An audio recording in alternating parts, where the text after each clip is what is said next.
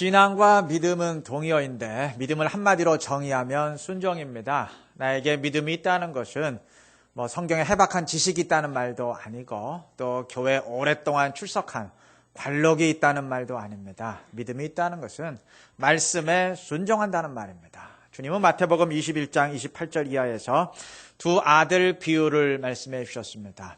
어떤 사람에게 두 아들이 있었는데 큰아들에게 오늘 포도원에 가서 좀 일해야 되겠다 부탁을 했더니 예 알겠습니다. 가서 일하겠습니다. 대답은 시원하게 해놓고 실제로는 가지 않고 불순종했습니다. 둘째 아들은 반대로 입으로는 싫습니다. 거부했지만 결국 뉘우치고 가서 일했습니다. 주님은 물으셨습니다. 둘 중에 누가 아버지의 뜻대로 하였느냐? 주님은 누구의 대답이 더 제대로 되었느냐? 누가 말을 제대로 했느냐? 그 묻지 않았습니다. 누가 아버지의 뜻대로 순종했느냐라고 물었습니다. 그것이 판단 기준이란 말입니다. 여러분, 입술의 고백만 보면 큰아들이 훨씬 훌륭하게 보이지만 믿음은 대답이 아니라 순종입니다. 말이 아니라 실행인 것입니다. 오늘 본문은 그러한 믿음의 소유자들을 증언합니다. 오늘 본문은 예루살렘 회의에 관한 내용인데 회의의 의제는 이방인의 구원이었습니다. 그동안 예루살렘의 울타리를 벗어나지 못했던 복음은 사도행전 8장에 기록된 박해 이후 점점 그 영역을 이방 지역으로 넓혀가고 있었고 아울러 이방 기독교인의 수 역시 기하급수적으로 증가해 가고 있었습니다. 이러한 상황에서 당혹감을 느낀 것은 유대 기독교인들이었습니다. 물론 그들도 이방인의 구원 자체에 대해서는 거부감을 느끼지 않았습니다. 구약 성경이 이방인의 구원을 예언하고 있는 이상 그 누구도 그것에 시비를 걸 사람은 없었어요. 근데 문제는 그 방식이었습니다. 이들은 이방인도 하나님의 백성이 될 수 있지만 그것은 그들이 유대인화될 때, 요즘 말로 하면 유대인으로 귀화할 때 가능하다고 여겼습니다. 예수를 믿되 이방인으로 그대로 남아있어서는 안 되고 유대 가지에 접붙임을 받아야 된다 생각했습니다. 즉 이방인의 구원을 인정하면서도 유대인만이 하나님의 백성이라는 의식은 그대로 유지하고 있었던 겁니다. 자, 그러면 이방인이 어떻게 하면 유대인화할 수 있는가? 할례를 받고 율법을 지켜야 됩니다.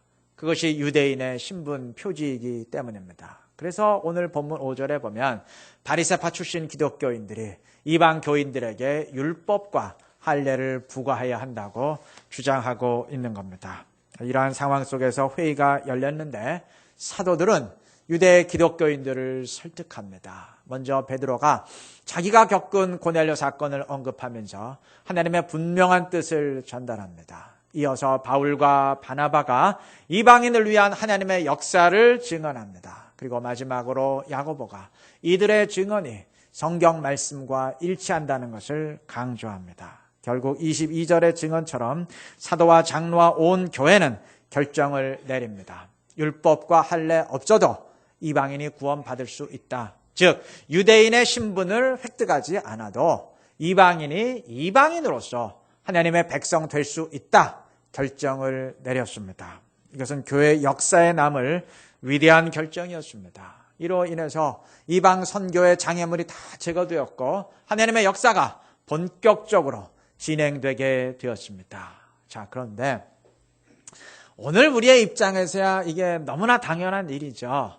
그러나 당시 유대 기독교인들의 입장은 어땠을 것 같습니까?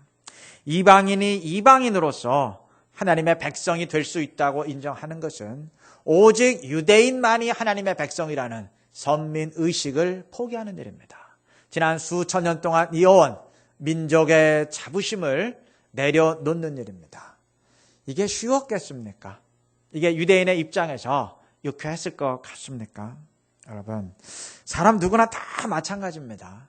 아무리 좋은 일을 할지라도 자존심을 건드리거나 나에게 피해가 되는 일은 거부하고 싶은 것이 본능입니다. 중국의 진시황을 아시죠? 천하를 통일했던 왕인데 이 사람 옆에는 승상이사라는 사람이 있습니다. 천하를 통일할 때 1등 공신이었던 사람입니다. 이 진시황은 여행 도중에 죽었는데 그가 죽기 전에 큰아들 부소를 후임 황제로 세운다는 유언장을 작성했어요. 그런데 그 옆에 환관 조고라는 사람이 이 유언장을 없애버리고 그 대신 호해라는 아주 무능하기 짝이 없는 아들을 황제로 세운다는 내용으로 위조했습니다. 그리고는 승상 이사를 찾아가서 이 사실을 알리고 우리 함께 호해를 왕으로 세우자 건의를 했습니다. 이 말을 들은 이사는 펄쩍 뛰면서 대명천지에 어떻게 그런 일을 벌일 수 있느냐고 단호히 거부합니다.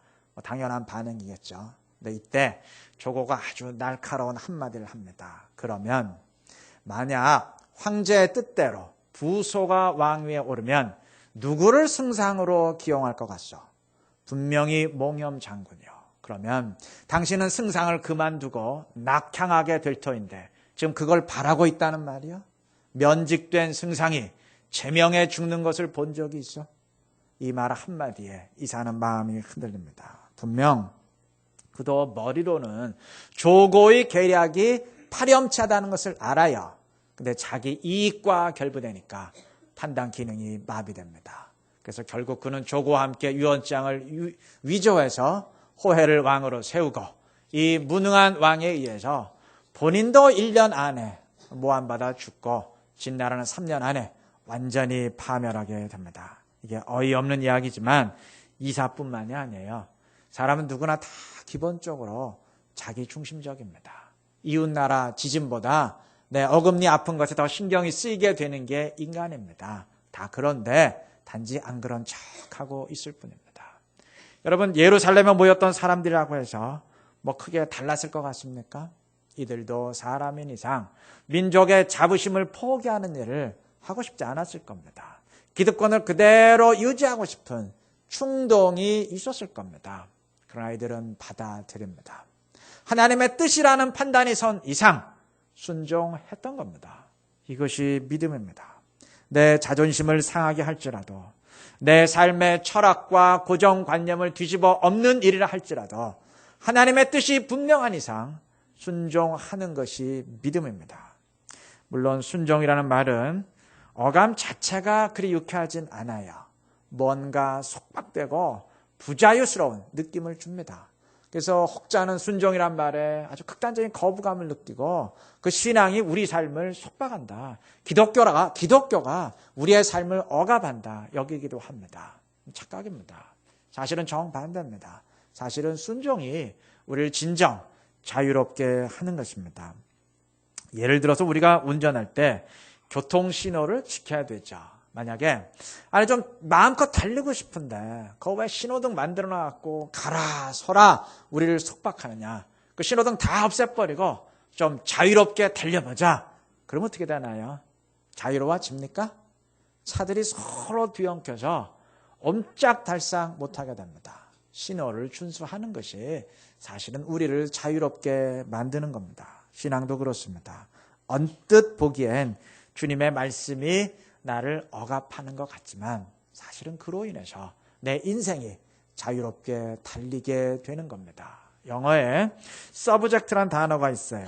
이 단어는 주체라는 뜻을 지니지만 또한 복종이라는 정반대의 의미도 지닙니다. 신앙이 이렇습니다. 신앙은 복종이지만 말씀에 복종함으로써 내가 노예처럼 묶이는 것이 아니고 사실은 그 복종으로 인해서 내가 주체적인 존재로 서게 되는 것입니다. 이러한 순종의 신앙을 지니시기를 바랍니다. 그래서 주님을 순종하면서 그 안에서 진정한 자유를 누릴 수 있는 우리 모두가 되시기를 바랍니다. 예루살렘 회의에서 유대 기독교인들은 이방인의 구원을 인정했습니다. 그런데 이들이 인정한 것은 이방인뿐만이 아니었어요. 이들은 유대인들끼리도 서로 이해하고 인정했습니다. 오늘 본문은 이방인 문제로 인해서 유대 기독교인들 사이에 분열의 위기가 있었음을 증언합니다. 2절 보시면 바울 및 바나바와 그들 사이에 적지 아니한 다툼과 변론이 일어난지라 그랬어요. 적지 아니한 다툼이라 그랬으니까 심각한 갈등과 위기가 있었다는 얘기입니다. 이로 인해서 회의가 열리게 되었는데 7절 역시 많은 변론이 있은 후에라고 증언합니다. 예루살렘 회의에서도 갑론을박 심각한 논쟁이 이어진 겁니다. 언뜻 보면 이 논쟁이 굉장히 소모적으로 보일 수도 있습니다. 왜냐하면 이들이 논의한 사항은 사실 절대적 진리의 문제이지 인간이 토론하고 결정할 수 있는 사항이 아닙니다. 이거 구원의 문제 아닙니까?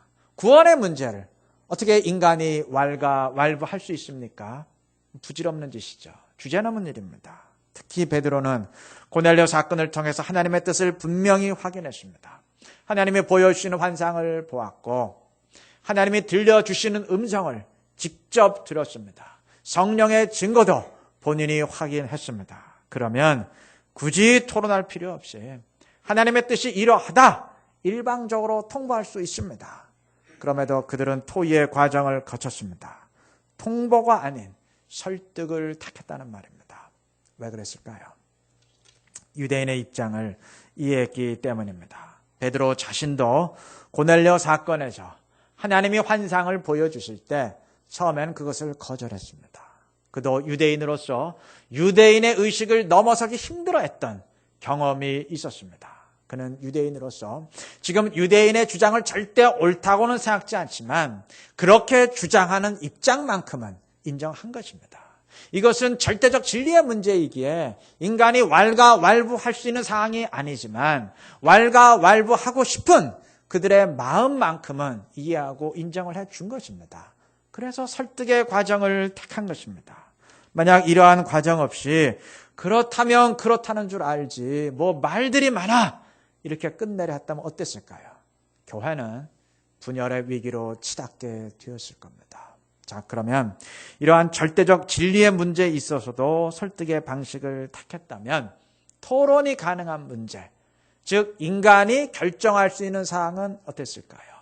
당연히 토론하고 상대의 입장을 이해하고 인정하는 그 태도를 취하지 않았겠습니까? 사도들만 그러한 것이 아니었어요.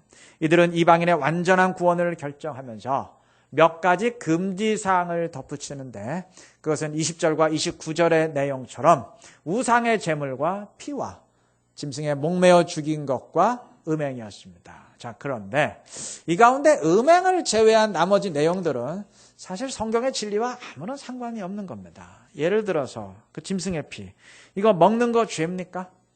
그 선지국 같은 거 전부 금해야 됩니까? 아니죠. 아무 상관이 없는 문제입니다.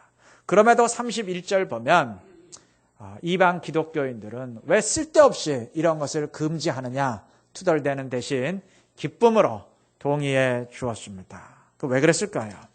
예루살렘 회의에서 이런 것들을 금지해달라고 결의한 것은 유대인의 입장을 이해해달라는 의미였습니다. 유대인들은 율법에 의해서 오랫동안 이러한 것들을 혐오스럽게 여기는 문화를 살아왔기 때문에 이방 기독교인들이 이것을 자유스럽게 여기는 것을 보면 마음이 편치 않았습니다. 마음이 심히 불편했어요. 그래서 물론 성경에 어긋난 것은 아니지만 유대인의 입장을 이해하는 차원에서 절제해달라는 의미였고 이방 기독교인들 역시 그것에 기쁨으로 동의해 주었던 겁니다. 정리하면 사도들은 유대 기독교인들의 입장을 이해했고 유대 기독교인들은 이방인의 구원을 인정했고 또 이방 기독교인들은 유대인의 입장을 이해하고 인정해 주었습니다. 이러한 모습이 있었기 때문에 모든 장벽을 넘어서 초대교회가 서로 하나 될 수 있었던 겁니다. 이와 정반대되는 모습을 보여주는 것이 중세교회입니다. 중세교회에 이해와 배려란 없었습니다. 그들에게 반대란 곧 죽음을 의미하는 것이었고 종교 재판은 오직 재판장과 생각이 일치하는 자와 일치하지 않는 자를 가려내고 색출해내는 것으로만 틀지워 있었습니다. 사탄을 쫓아내겠다는 행위였지만 사실은 바로 그것이 사탄이 주도한 역사였던 것입니다. 초대교회가 하나님이 역사하시는 교회를 이룬 반면 중세교회가 가장 타락한 교회를 이루었던 데는 다 그만한 이유가 있었던 겁니다. 자, 뭐 중세야 그렇다고 칩시다. 중요한 건 우리죠. 우리는 어떠한가? 우리나라는 학교 시험 문제가 대부분 사지선다형의 객관식 문제입니다. 수능 시험도 그렇죠. 이러한 시험 문제에서는 정답은 오직 하나고 나머지 세 개는 절대적으로 틀린 것이어야 됩니다. 만약 나머지 세 개 가운데 하나라도 정답의 가능성이 있으면 그 채점에 심각한 문제를 일으키게 됩니다.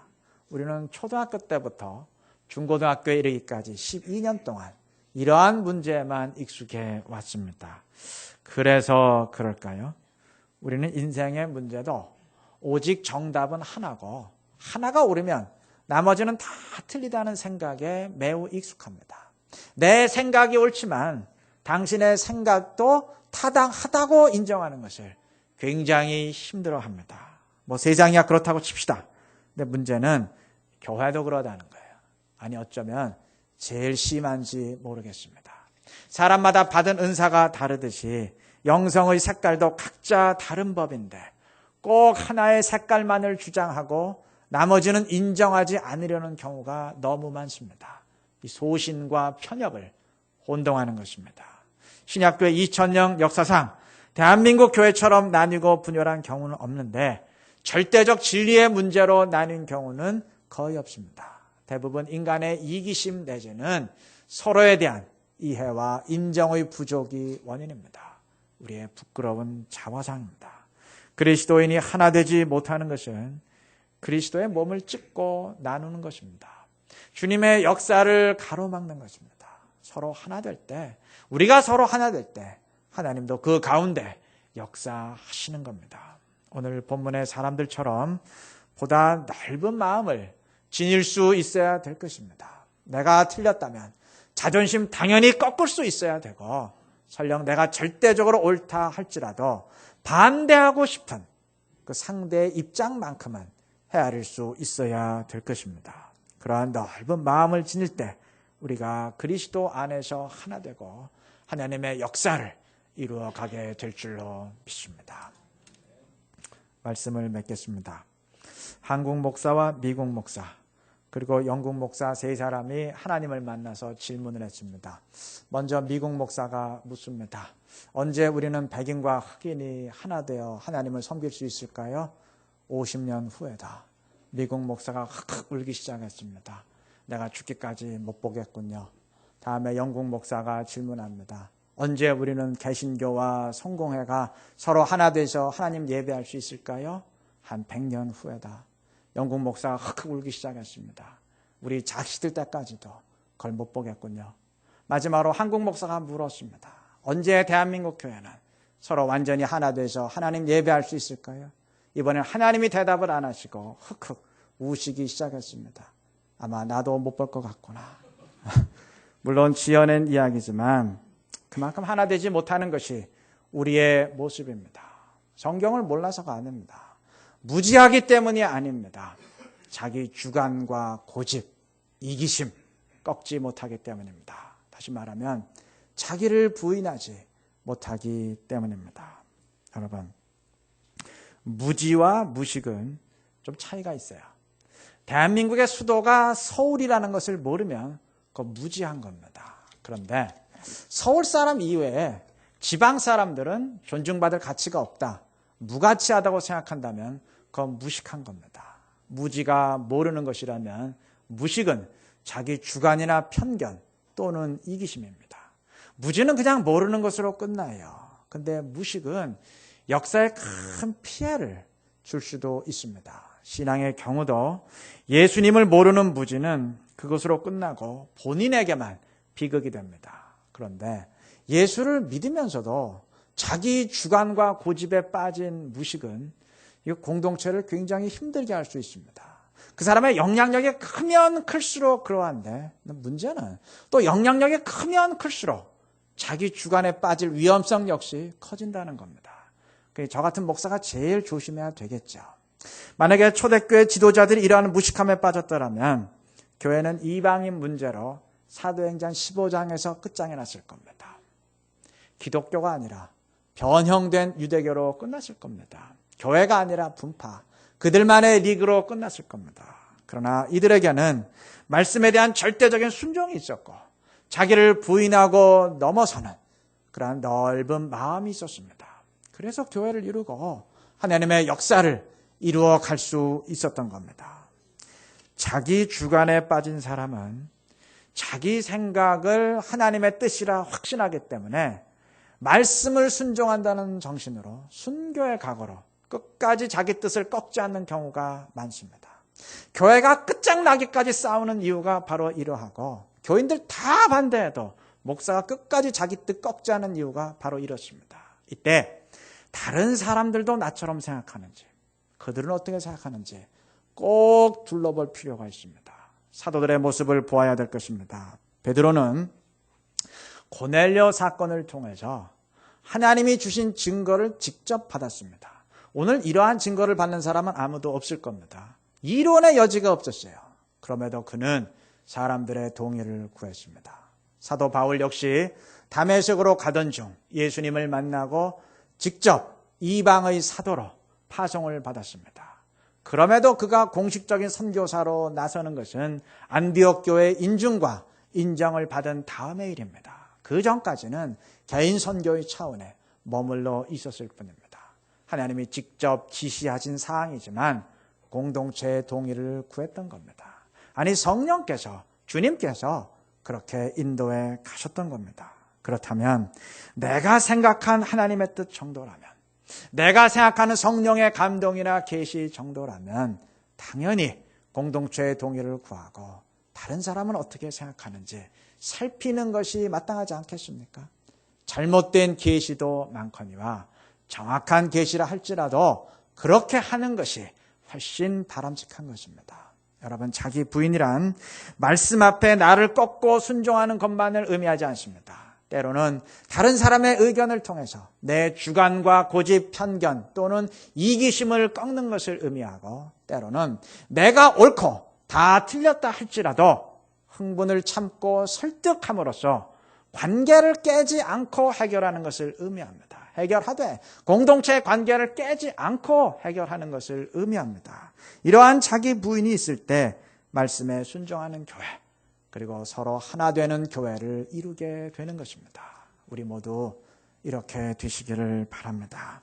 그래서 하나님과의 관계만 아름다운 것이 아니라 지체들 간의 관계도 아름다운 교회, 하나님과도 친밀하고 성도들끼리도 서로 친밀한 아름다운 교회를 이루는 우리 모두가 되시기를 그리스도의 이름으로 축원합니다.